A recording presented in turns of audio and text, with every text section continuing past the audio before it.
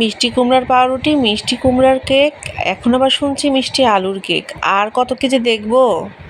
হ্যাঁ, মিষ্টি আলু দিয়েও খুব মজাদার কেক বানানো যায়। মিষ্টি আলুর কেক বানানোর জন্য প্রথমে আমি মিষ্টি আলু সেদ্ধ করে নিচ্ছি।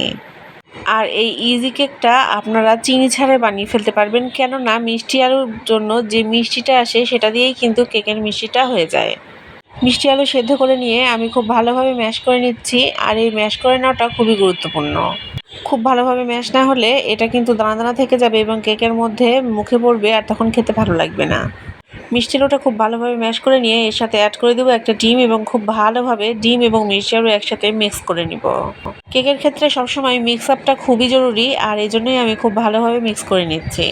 মিষ্টি আলু দিয়ে আমি অনেক রকমের পিঠা বানাতে দেখেছি এবং সেই পিঠাগুলো খেতে অনেক মজা লাগে, তবে আজকে এই প্রথম কেক বানালাম এবং কেকটাও আমার কাছে বেশ ভালো লেগেছে।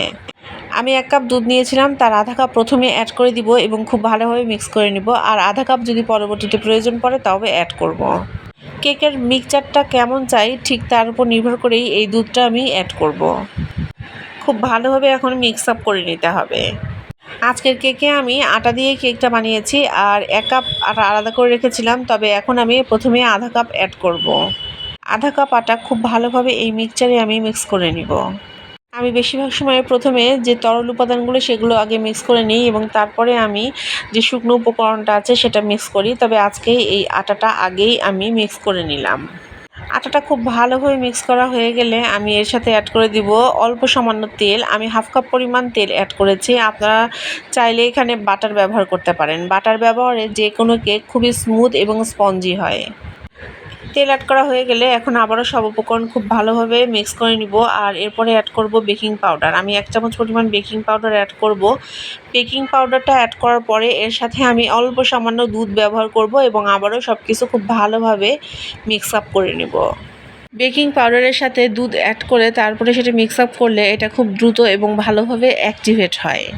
এরপরে অ্যাড করে দিব ভ্যানিলা এসেন্স। আমি 1 চামচ পরিমাণ ভ্যানিলা লিকুইড ব্যবহার করছি এবং সব উপকরণ মিক্স আপ হয়ে গিয়েছে। এখন এটা আমি একটা মোল্ডে ঢেলে নিব।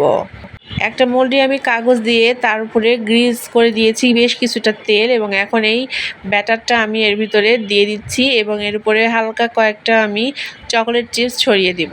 চকলেট চিপসগুলো মুখে পড়লে খেতে অনেক ভালো লাগে, আর বাচ্চারা খেতে অনেক পছন্দ করে। চকলেট চিপস দেওয়ার পরে আমি ঢাকনা ঢেকে এটা এখন বেক করে নিচ্ছি। কেক বেক করতে যেরকম 40 মিনিট সময় লাগে, এটা বেক করতেও ঠিক 40 মিনিটই সময় লাগবে। আর দেখেন কেকটা বেক হয়ে গিয়েছে, আর এতটা মজার এবং সফট হয়েছিল যে বলার বাইরে। মিষ্টি আলুর কেকের রেসিপিটি আপনাদের কেমন লাগলো অবশ্যই আমাকে কমেন্টে বলে যাবেন। আর যারা নতুন আমার ভিডিও দেখছেন এবং এখনও ফলো করেননি, প্লিজ ফলো করে যাবেন। সবাই ভালো থাকবেন। আল্লাহ হাফেজ সবাইকে।